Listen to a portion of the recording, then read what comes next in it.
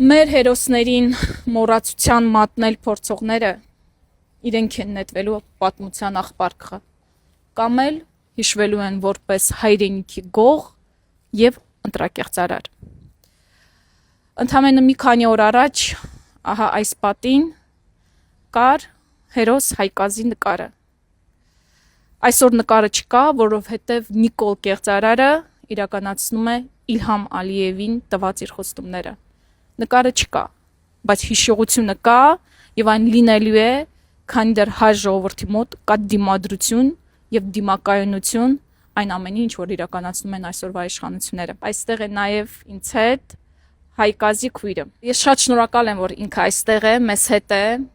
եւ ուզում եմ նրան խնդրել ոչ թե արձագանքել այսօրվա իշխանություններին, այլ պատմել ինչ-որ մի պատմություն կամ ինչ-որ մի խոսք Հայկազից, որ նա կուզենա, որ հայ ժողովուրդը հիշի եւ իմանա։ Նախ ես եմ շատ շնորհակալ, որ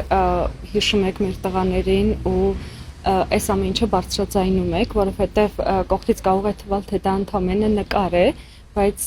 ինքը ավելին է, քան նկար, որովհետեւ դա մեզ համար ապրող հիշողություն է, որի միջոցով մենք փորձում ենք կենթանի պահել մեր եղբայրների ու մեր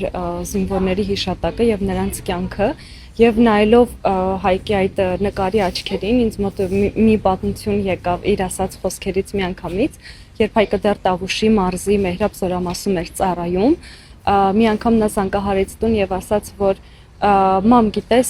հիմա մենք դիրքեր չենք բարձրանալու, ես շատ տխուր եմ դրա համար, բայց փոխարենը իհարկե մենք ընտանիքով շատ ուրախ ենք եւ այն խոսքին, որ ինչ լավ է Հայկ, որ էլ չես բարձրանալու դիրքեր, նա ասաց, ախր ոնց ասաց, երբ ես հուլիսյան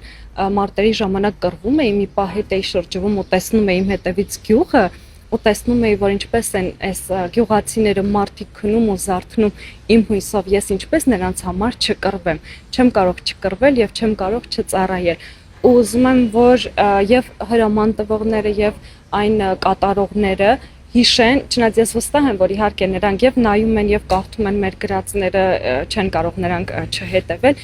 հիշեն այդ խոսքերը ու ես իրականում շատ ափսոսում եմ Հայկի կյանքը, որը այսքան կարճ տևեց եւ նա ուղղակի շատ ուրիշ պատկերացումներ ուներ ընդհանուր երևի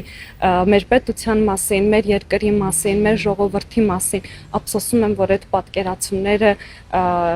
սուտ դուրս եկան, բայց հուսով եմ, որ մեր ազգը ոտքի կկանգնի, չգիտեմ, եւ չի թողնի, որ այս ամեն ինչը այսպես շարունակվի, որովհետեւ մեր եղբայրները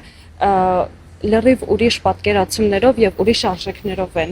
կռվել մեր բոլորի համար։ Արևիկ ջան, մենք միշտ պարտական ենք քեզ, քո ընտանիքին եւ ձեր նման ընտանիքներին։ Սա մեր հոգու պարտքն է, ու քանի դեռ մենք կանք հիշող հայ ժողովուրդը կա, Հայկազը միշտ հիշվելու է